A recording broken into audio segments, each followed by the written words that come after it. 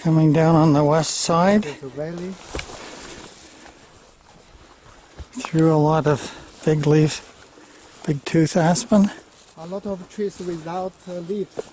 Yeah, already they lost the birches. Oh, birds. And now we get a nice view, see? Yeah. It's quite different. Look, isn't that nice? Yeah. 每隔30-40年，这儿比较干燥，自然会着火，把园里的植被全部烧掉。烧掉以后，自然有生产。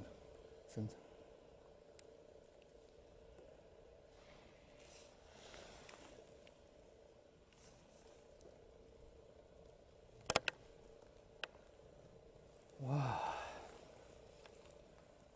So we're on the west side now going towards Piggy Mountain, but there's an outcrop just like Piggy Mountain. And I'm explaining to Lee or Lu Lung about the ecology of the area. Can I take a picture of you? Yeah. Quickly? Picture for you. It's a nice place.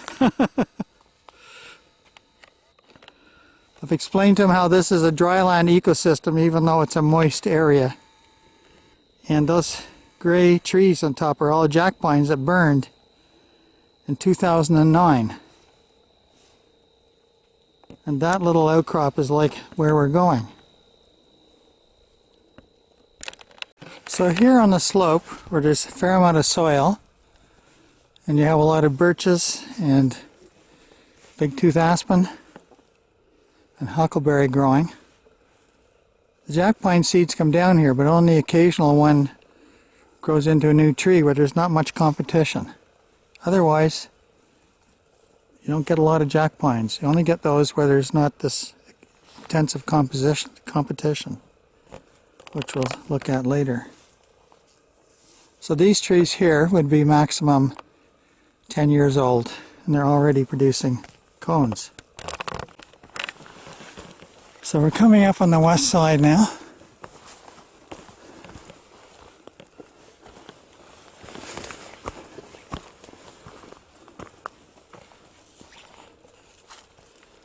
Absolutely gorgeous day. Looking up into more jack pines. So now as we come up, we're getting into an area with less soil. And this is where you get a lot more jack pines up here. Seedlings coming up here.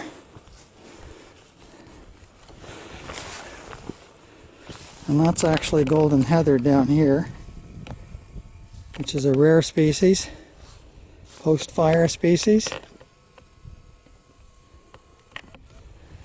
And then another component of this fire ecosystem is this plant here, Broom Crowberry. And it's just a little colony now, about 8-10 inches wide. If it lives 50 years, it'll be 4, 5, 6, 7 feet wide. So now I'm looking up where there's a real density of jack pines on the top here. And these jack pines have serotinous cones. So they're going to stay closed until the next fire, and the tree will accumulate them in an above ground seed bank. Absolutely spectacular. So we're looking at huckleberry here. If we're lucky, we'll still find some berries on it, and then gray birch. There. Come around, and we've got some where you don't have that dense vegetation. That's where we get these jack pines growing. And then down in here, there's also lamb's quarter. This plant here. And then out here, more exposed, is some of the broom crowberry here. And then bits of golden heather, which have these lovely golden yellow flowers in June. And these are all dead jack pines. Very few cones, open cones left on them. They've all been blown off by the wind. But they were retained for a long time after the fire.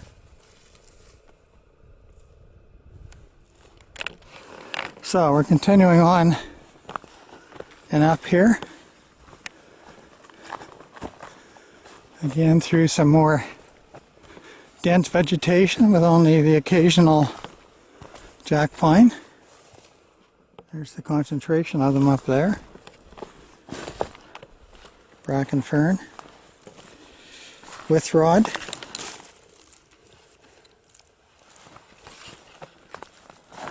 Red maple. We're just catching the last of the red maple. And then big tooth aspen here. An early successional species. So again, climbing up out of the area where birches will grow and into more jack pines. So the jack pines like fires because it clears the seed bed for their seedlings. So here's some little ones. There we go. We're looking over here at Governor's Brook. Across the Backlands.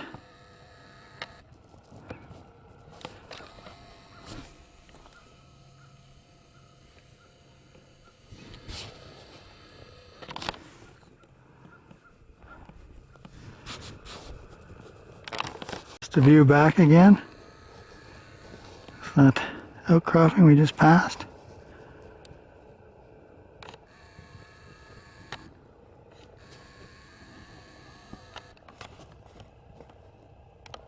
It's a lovely little area with the jack pines. It's low bush blueberry down here.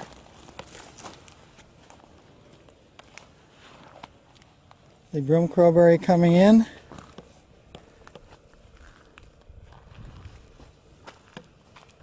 And then we're looking down at wetlands between these outcrops. So those wetlands will tend to hold water because underneath it is granite. Non-porous, hard granite. So in this landscape you get this combination of extreme drought and extreme wet. And here's a jack pine with some of the old open cones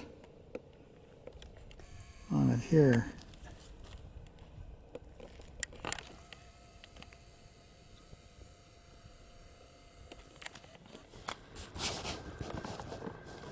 There's quite a dense aggregation of golden heather, as they call it. An S2 species, quite rare, but stimulated by fire.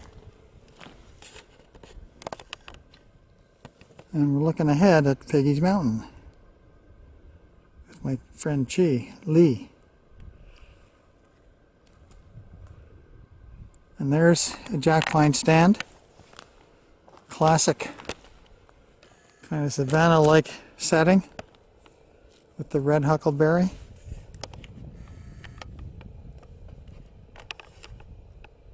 Absolutely gorgeous. You can tell roughly the age by counting the whorls here. 1, 2, 3, 4, 5, 6, 7, 8, 9, 10. So that's a plant that germinated after the fire. And it's already produced cones here. Actually, there's some down here. And that would have been at about 1, 2, 3, 4, 5 years. And those cones are serotinous. They're sealed shut. So it's getting ready for the next fire. Next fire. You can see another component in this early succession here. Here's a big bunch of that golden heather. And that's a soldier's lichen. It's one of the first things to come up on the bare rock over where there used to be a lot of rock tripe lichen, really. And very beautiful. This red color lichens. And then we have the huckleberry coming in behind it. It's called British soldier lichen. Oh. Because the British soldiers had red uniforms and red hats.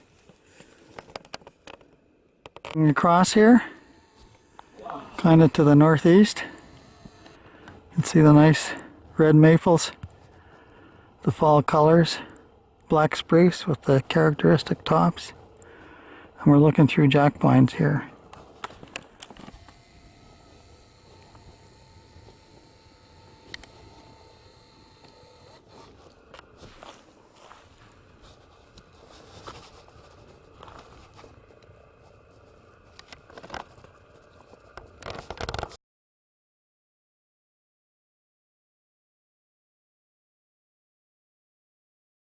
Found the secret path onto Piggy Mountain.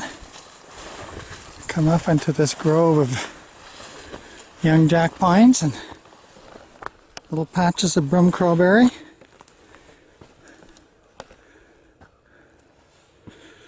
And cones sealed shut.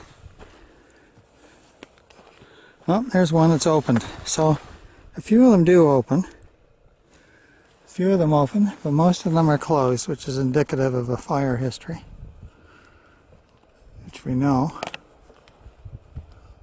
And then sweeping around here to the east and down towards Powers Pond and Herring Cove.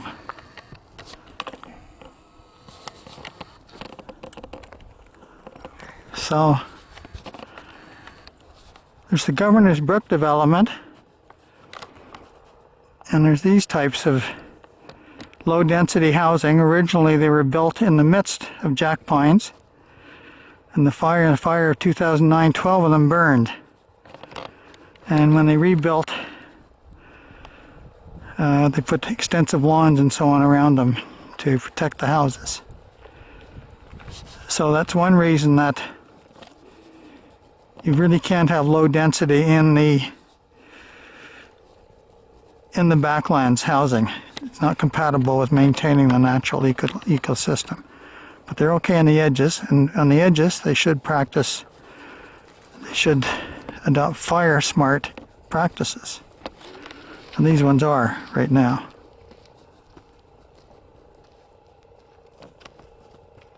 So a sweep again. More sweeps. Around, down towards the south, into this smaller lower outcrop, back towards the west. Pretty spectacular. And then into Piggy Mountain.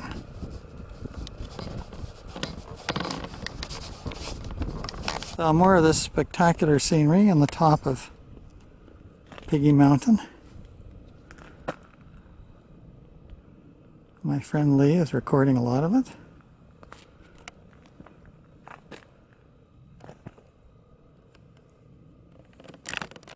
So I'm actually at the highest point marked by a marker, geological marker of some sort. And there's Cowie Hill over there. Here's Peninsula Halifax. Here we are.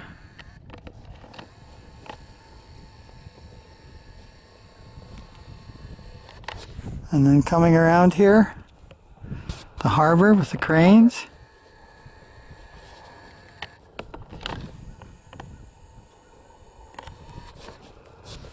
Down here, beautiful, beautiful landscape.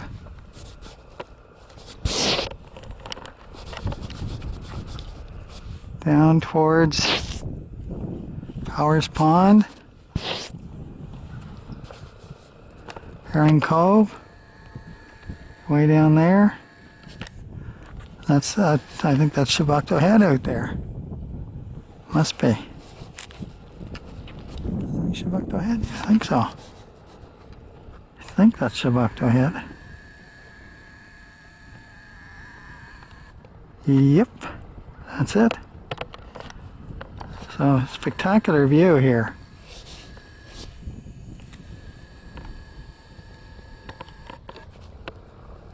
And then around. 360 degree view.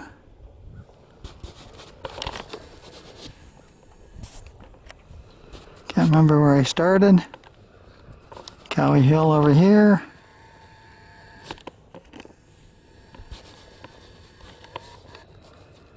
And around.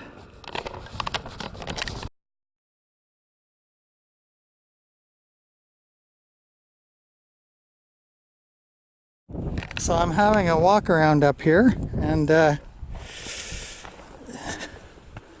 in the middle is a little wetland. So a depression that doesn't drain because it's granite. And that can have up to a couple of feet of water.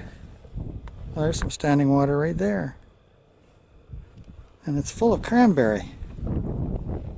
It's full of cranberries and these sedges.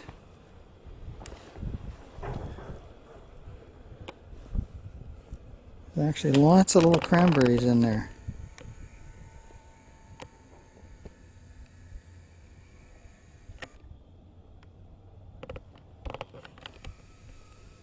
So that's kind of a fine example of how you get this incredible mosaic of habitats in the backlands on this granite.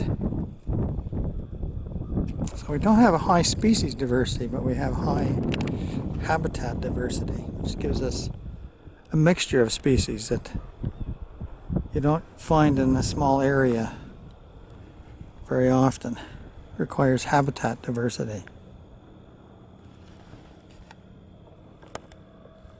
There's so many elements here that are so fascinating.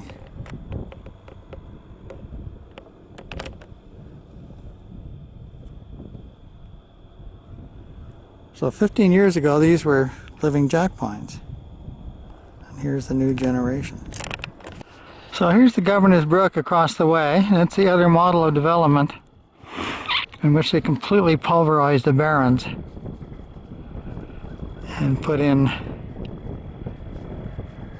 houses and so on. It's actually a lovely place to live. And to everybody's credit, they've conserved a large section of the barrens over there, and it's just a wonderful walking area. Quite a large, about a third of it, the area that they bought, they conserved. And that's on the edges of the backlands. And hopefully there'll be no more development within the backlands. Currently about 65% is either Crown land or formerly protected, most recently the Williams Lake Backlands, which will become the Shaw Urban Wilderness. Gonna go there after this.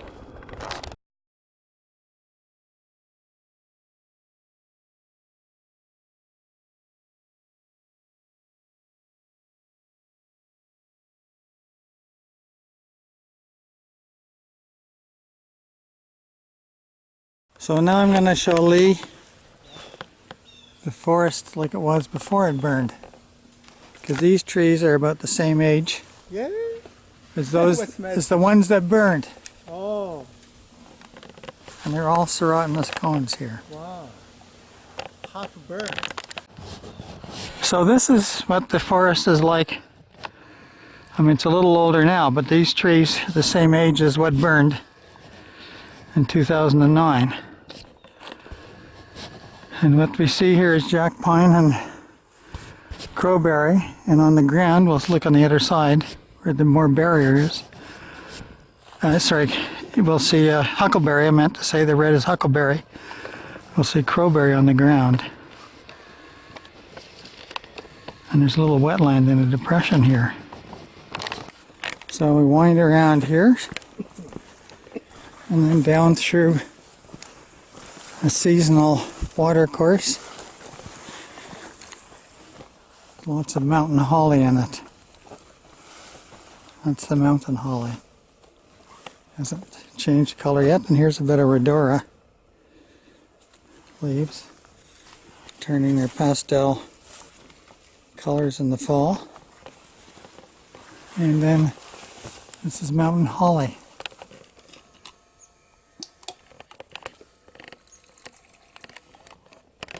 You get these thickets in the seasonal water courses.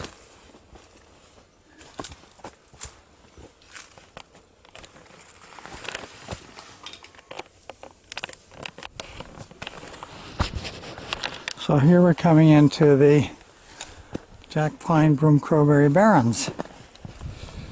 And we have extensive mats of broom crowberry here, because it's now well over 50 years old. Going into Huckleberry, and into some black spruce, and jack pines. And jack pines are they're about 55 years old now.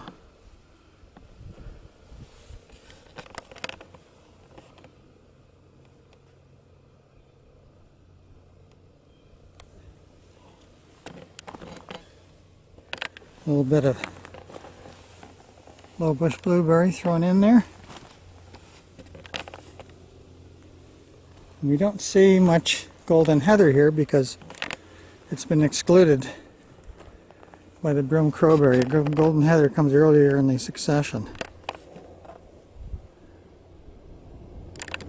So we're walking up here into towards the new urban wilderness park, the Shaw Urban Wilderness Park. We're not in there yet, but it's one route into it. And it's just garden lake in here. Along this road built by the British military, which was carts to move granite, and they actually moved it back down towards Purcell Cove into a small industrial railway. These trees have fallen in recent Hurricane Dorian.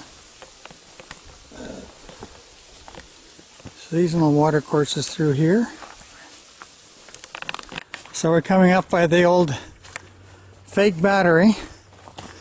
So during World War II, these trees were all cut down because the idea was the Germans could see the guns up here.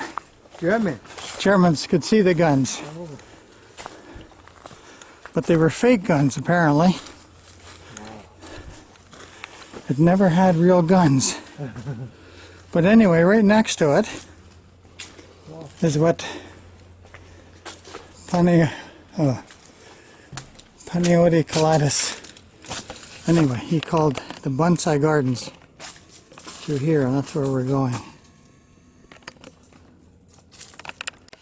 So we're coming into Panayotis, what he called bonsai gardens. It was his first reaction. And these jack pines are old, they're barely living, and they're ready to burn. They don't lose their branches, they hang on there and they make a kindling. And the fire comes in here and very quickly makes a crown fire. But it's exceptionally beautiful in here. It's getting a little old, even in the last few years. But you can see the beautiful carpets of broom crowberry. That represents 50 years growth.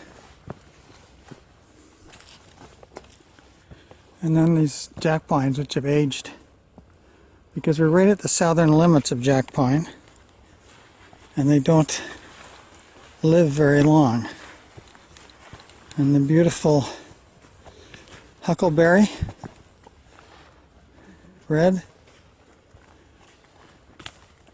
A little bit of rock was taken out of here when they were quarrying. It's created a little wetland. And then we're into the gardens. Now people come in here, otherwise it would be totally covered with broom crowberry and lichens, like we see here. So this is the type of forest that exists before the fire. And believe me, this is ready to burn. It will only take a match. or even a lightning strike on the lichens. The lichens are like matches.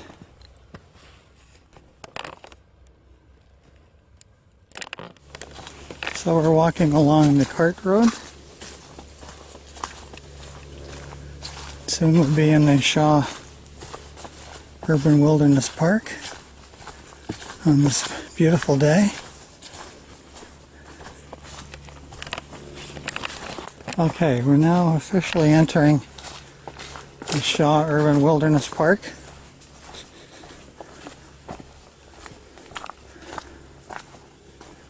And we're coming up to some bluffs or outcrops with jack pines.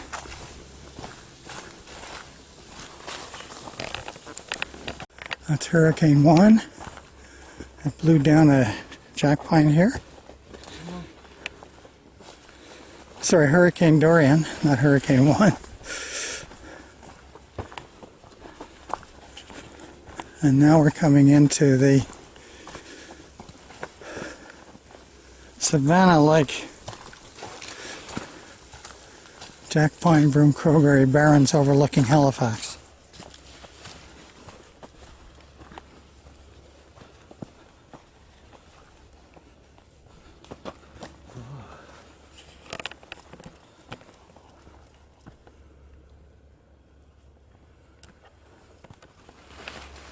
So there's Halifax through there, and the Barrens.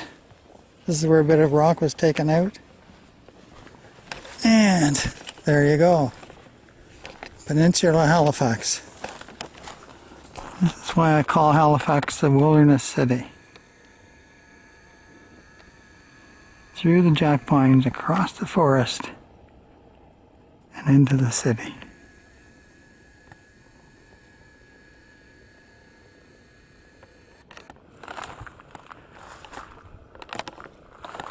So a big challenge for the Shaw Urban Wilderness Park, which they're quite aware of, is how to manage fire in this place.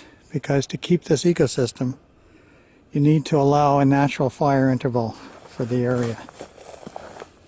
And if you don't, you're going to get an inferno when you get one. So choices have to be made, and management decisions about how to do it. But the best thing that could happen is for it all to be conserved as a wilderness park.